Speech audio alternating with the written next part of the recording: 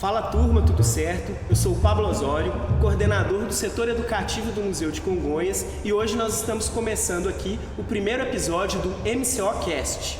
Essa é uma edição especial que faz parte da celebração pelo centenário da Caravana Modernista em Minas Gerais e também faz parte da programação do Museu de Congonhas na 22ª Semana Nacional dos Museus. Eu estou aqui hoje acompanhado do Luiz. E aí, pessoal? Ele também é um dos mediadores aqui do Museu de Congonhas, e a nossa convidada é a Marília Sinibu, que é a chefe do escritório técnico do IFAM de Congonhas e vai trocar ideia com a gente, pensando nos desdobramentos da passagem dos modernistas aqui pela nossa cidade. Tudo jóia, gente? Jóia. Prazer estar aqui. Então, para começar, Marília, você podia explicar para a gente, contar para a gente um pouquinho das origens do IFAM, o que é o IFAM e como que esse órgão foi criado, quais os objetivos do Instituto. Bom, o IFAM é um instituto que tem como principal objetivo a proteção, a preservação do patrimônio cultural brasileiro, e ele foi criado a partir do momento das discussões dos modernistas, principalmente depois da visita da caravana, né? E aí que muitos modernistas deram de cara com essa genialidade aqui que tem em Minas Gerais, não só aqui em Congonhas. E com isso eles começaram a ver que era preciso preservar esses bens que estavam aqui, né? Que eram obras do século XVIII, que até naquele momento, não eram vistas como obras. E então teve, na época, né, o Ministério da Educação e Saúde, o Gustavo Capanema estava à frente, e ele pediu para que o Mário de Andrade, um dos modernistas, né, escrevesse um projeto que foi o anteprojeto do Decreto-Lei 2537, que foi o precursor assim, do IFAM. É por ele que a gente rege todas as medidas para a proteção do patrimônio. Então, o Mário de Andrade fez esse anteprojeto, e com isso ele era muito próximo do Rodrigo Melo Franco de Andrade, e convidou ele para ele assumir o IFAM nessa fase inicial, que na época era ISFAM. O serviço, né? Uhum. Então isso aí nós estamos falando da década de 30, não é, Marília? Sim. O 36 para diante, né, mais ou menos? Eu acho que esse anteprojeto foi assim, em 36... acho que... E aí o Decreto-Lei foi 37, que é o ano de criação do IFAM. O IFAM foi criado, o ISFAM, né, foi criado em janeiro, o Decreto-Lei ele só foi publicado em novembro.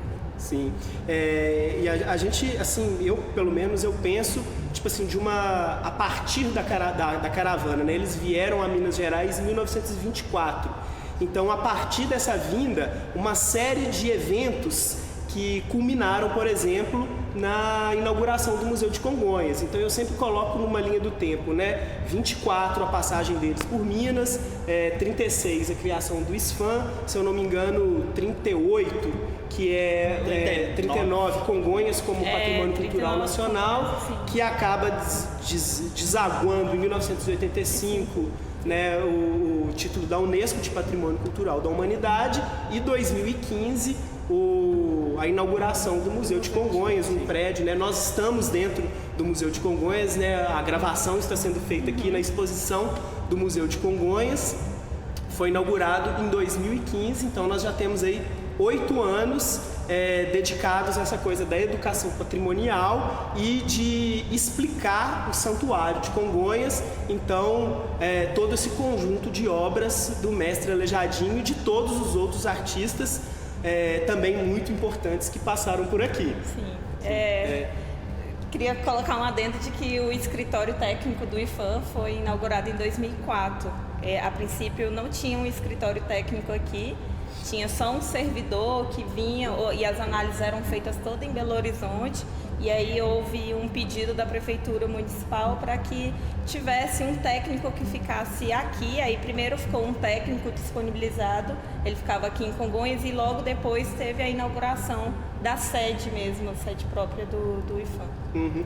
E eu penso que, você colocando, né, o escritório foi inaugurado aqui então em 2004, eu penso assim que nos anos 2000 as políticas patrimoniais, elas, talvez uma segunda onda, assim, uma revolução nas políticas patrimoniais, não sei se eu estou viajando, assim que num primeiro momento, as primeiras, né, que são revolucionárias por si só, e depois, já nos anos 2000, essa série de... Eu acho que essa revolução, ela vem, acho que da Constituição de 88, quando tem uma mudança do que seria patrimônio cultural. Sim. Porque até então, o IPHAN era muito focado em objeto, no que era material, em obras de arte, no edificado. Então, em 88, Pedra e cal, né? Exatamente. Quando, em 88, eles ampliam o significado de patrimônio cultural, no qual ele coloca essa parte mais do imaterial, que seria o como fazer, o modo de viver, expressões. Então, eu acho que talvez algumas políticas públicas direcionadas tenham demorado a efetivamente acontecer. Eu não vou lembrar agora qual é o ano do patrimônio imaterial, eu não sei, uma portaria. Mas é dos anos 2000, né? Sim, eu acho que aí começou uma discussão final dos anos 90 para início dos anos 2000. Então, com essa mudança da Constituição, assim, eu acho que foi um pontapé para mudar assim, um pouco esse olhar. Tem uma coisa que eu sempre tive curiosidade assim, de saber, como que funciona essa questão do IPHAN chegar e falar, vamos tombar esse patrimônio, como que funciona? Assim, depende, né? Existe o que vai ser de interesse público e aí ele vai ter esse interesse do tombamento. Mas, assim, se for, por exemplo, uma questão de registro, às vezes isso vem muito mais da comunidade do que do próprio IPHAN, sabe?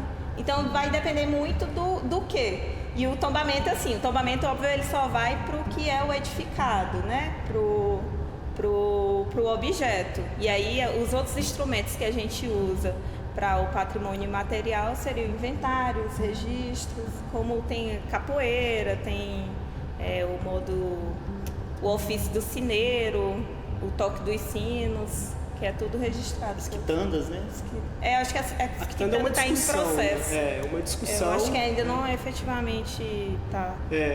Até o próprio jubileu também existe uma discussão, né? O jubileu, que essa celebração, essa peregrinação tão tradicional aqui na nossa cidade, repleta de significados, de leituras, de possibilidades, e ainda também não é considerado um patrimônio cultural imaterial. Eu já participei de diversas discussões no sentido de se iniciar esse processo, eu não sei a quantas anda, mas com certeza é uma coisa que nós temos que trabalhar, e fica anotado aí.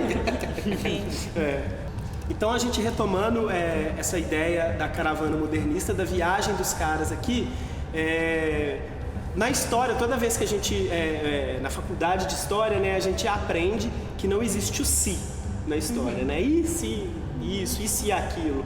São análise de fatos, né? Mas aqui a gente pode fazer um exercício, meio que um exercício de imaginação, pensando numa coisa meio de quase que uma distopia, né? Se a gente imaginasse um momento que esses modernistas não tivessem passado em Congonhas e a leitura deles de construção da identidade nacional tivesse sido uma outra coisa, né? Que possibilidades eram diversas. Sim. Então, provavelmente, se esses caras não tivessem visto aqui o que eles viram e feito a leitura que eles fizeram, com certeza a ideia de patrimônio tinha sido totalmente diferente.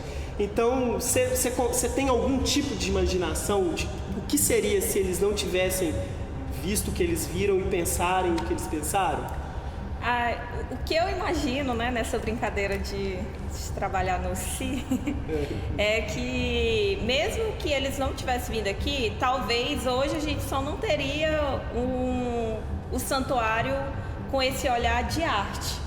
Porque, independente da fé, vem muitos turistas, vem muitas pessoas conhecer pelo fator arte. Então, eu acredito que elas estariam, sim, bem cuidadas, porque elas foram colocadas ali num momento de fé. E a fé continua até hoje. Então, muitas pessoas, às vezes, nem olham também com um olhar de arte. Vem mais com a sua fé nesse santuário. Então, talvez existiria, mas não teria todo esse processo que teve, que é o fator, né, de ter os modernistas terem olhado e falado, nossa, isso aqui é genial. É interessante você falar isso, né, porque eu sei que é a visão da Marília, né, você que está falando, não é, nesse momento não é o IFAM, é a sua visão. Então é importante a gente separar. Mas é legal te ver falando isso porque primordialmente é um santuário. Sim. Então a coisa da fé, é lógico que ela já existia, sei lá, há 200 anos, até esses caras começarem a pensar enquanto obra de arte. Uma coisa não exclui a outra, de forma alguma, né? Elas são paralelas ali a partir daquele momento, mas a forma de lidar com aquele conjunto é totalmente diferente. Porque, por exemplo, a gente vai pensar que até a década de 1920 era comum as pessoas tocarem nas estátuas, era uma ligação muito mais... De querer tirar um pedaço. Realmente né? acontecia, né, de tirar um pedaço, de ter os relatos lá do Judas, né? Se a gente for pensar com a nossa cabeça modernista, é um absurdo a gente tirar um pedaço da estátua, a gente carregar um dedo do profeta.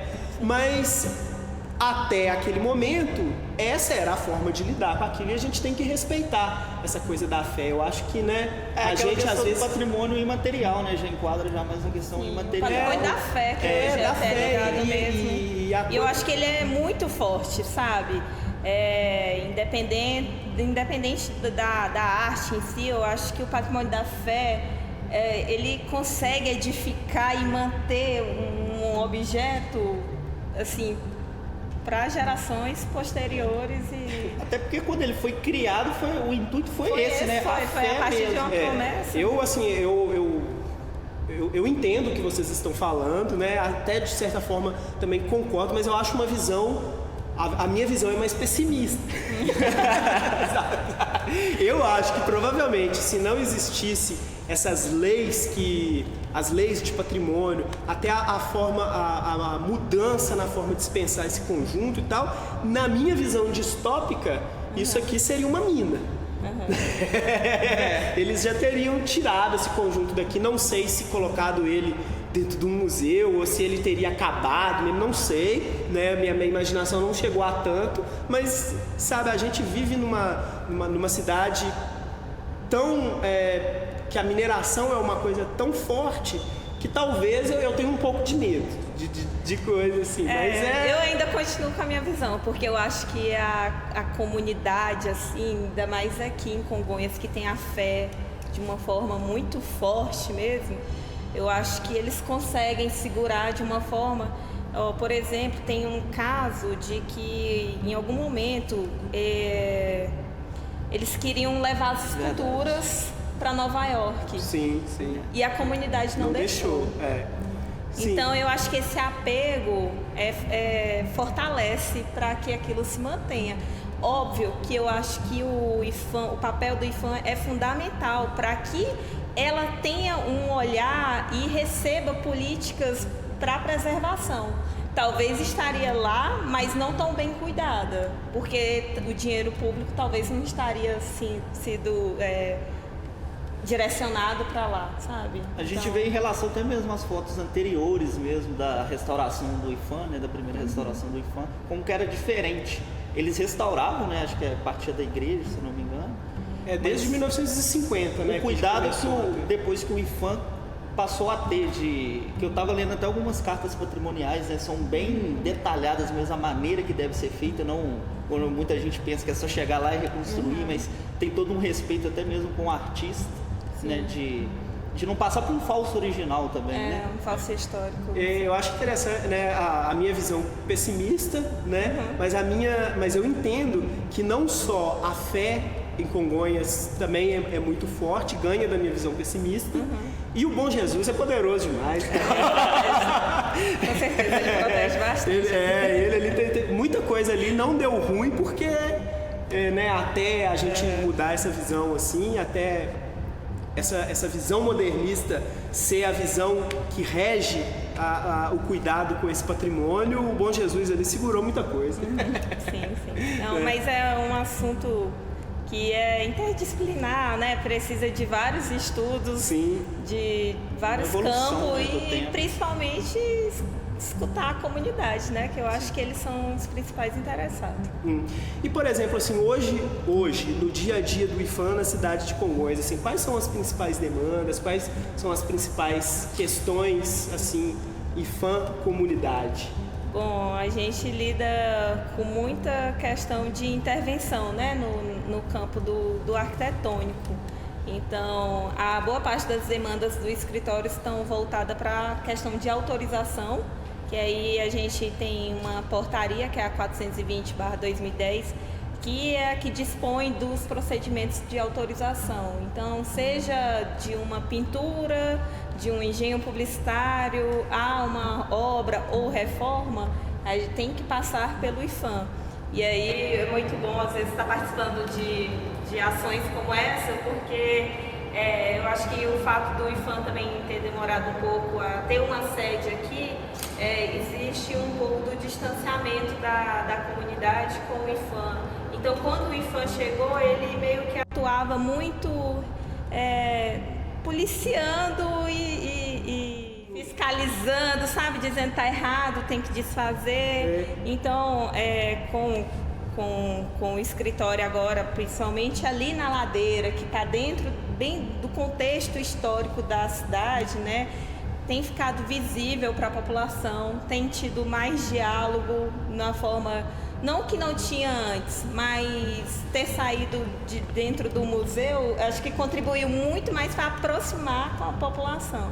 E eu fiz a pergunta exatamente pensando nisso, assim, porque quantas conversas, quantas discussões eu já tive com família, com amigos, assim, por saber que eu lido com a coisa de patrimonial, assim, que pensam o IFAM como uma coisa que veio para te atravancar de alguma forma. Então existe um preconceito muito grande com o IFAM, e eu acho importante em ações como essa que nós estamos promovendo aqui, você fala, não é isso, gente.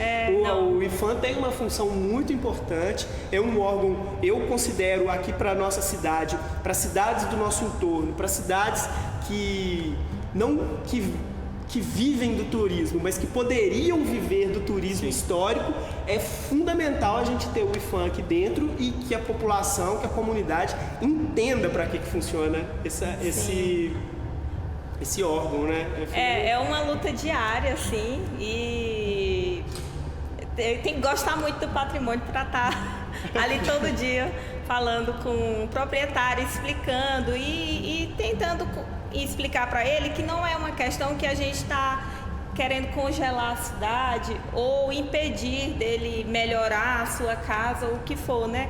É uma questão que a gente precisa saber o que eles estão prevendo. Às vezes eu vejo, ele tá tem uma caçamba na porta, sabe? Aí, mas o que será que ele vai fazer? Será que ele vai subir 2 pavimentos? Ou se ele só tá trocando o piso, sabe? Então, eu falo para eles, não é a questão que você não possa trocar o seu piso, mas a gente precisa ter conhecimento do que você está querendo fazer. E aí, tá tendo muito sucesso, pelo menos por enquanto, lá no escritório, porque estou tendo uma aproximação muito grande, principalmente dos moradores ali da ladeira. É isso que eu estava pensando, porque agora ele foi para a ladeira, né? A ladeira é onde a gente tem mais o acervo histórico de casas históricas aqui ali na ladeira. E geralmente tem esses... E eu acho, né, que claramente, assim, a gente passando pela ladeira, a gente sabe que a ladeira precisa de uma revitalização. Então, eu sei que é uma demanda dos próprios moradores da ladeira também, eles sabem disso, eles são talvez os mais afetados por isso, mas para essa requalificação, para essa revitalização da ladeira, a participação, a boa relação com o IPHAN é fundamental, né? Talvez o IPHAN que vai conseguir orientar, principalmente para que sejam efetivas e até mesmo orientar que nem todo material é compatível com esses novos materiais, não são compatíveis com materiais do passado. Então, a gente vai orientar, vai ajudar da melhor forma possível para que tenha tanto o seu imóvel de uma forma que vá te agradar, mas que esteja dentro do contexto, não desrespeitando o patrimônio que a gente ainda tem aqui em Congonhas, que é importante a gente tentar manter. Isso aí.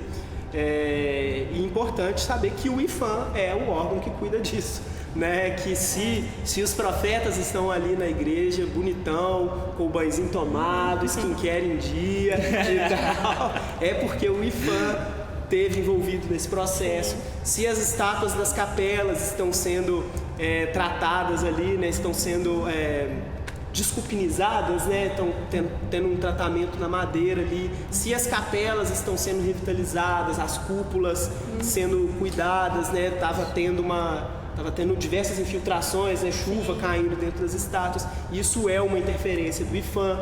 A igreja o interior da igreja tem pouco mais aí de 3 anos que também foi totalmente restaurada. Se está tudo bonitão lá, é uma interferência do IPHAN. E se existe o IPHAN, é porque um dia, há 100 anos atrás, um grupo de amigos, artistas, intelectuais vieram a Minas Gerais, se apaixonaram por esse conjunto e foram os responsáveis por apresentá-los para nós mesmos, né? Sim. Então, para o próprio brasileiro entender ali como uma identidade, né? Basicamente eles falavam, né, que essas viagens que eles fizeram para o Brasil profundo, eles chamavam de o descobrimento do Brasil, né? Então, eles inauguraram essas viagens em 24, vindo para Minas Gerais, mas ao longo aí da década de 30 tiveram diversas viagens para o norte, para o nordeste principalmente, super bem documentadas, o que a viagem a Minas tem pouquíssimos registros, né? Mas é isso. Então, eu acho... eu queria só fazer uma última perguntinha aqui. Qual que era a perspectiva do futuro do patrimônio cultural de Congonhas? A perspectiva é bem promissora, né? Principalmente porque Congonhas tem tido várias obras que têm sido do programa... o Parque Cidades Históricas, né? Então, a gente está com algumas obras para serem inauguradas. Tem mais 2 obras que é do acervo arquitetônico que vão ser contempladas nesse parque. E provavelmente terá outras, então a perspectiva é muito boa, assim. E óbvio, né? Com essa dinâmica do escritório agora, com a gente agora ali na ladeira, com esse diálogo mais aproximado com a população, eu acredito que vai ajudar muito, né? Principalmente na divulgação do patrimônio e para a preservação. Eu acho que é isso aí. Fiquei muito feliz em receber a Marília aqui para a nossa primeira experiência do nosso podcast. Esse é um programa piloto do MCOcast, né, que é o podcast do Museu de Congonhas. Tomara que tenha dado tudo certo. Se vocês estiverem vendo eu falar aqui, é porque o programa deu certo e está no ar. Agradeço muito a participação da Marília. Eu que agradeço o convite. Fica o convite para você voltar outras vezes e a gente conversar sobre outros assuntos. Agradeço ao Luiz aqui também, que foi o meu parceiro para essa primeira edição, e a toda a nossa equipe técnica lindona que está aqui atrás. Valeu? Muito obrigado, gente. Fiquem de olho nas redes sociais do museu, acompanhem toda a nossa programação e aguardamos vocês nas nossas próximas ações. Valeu!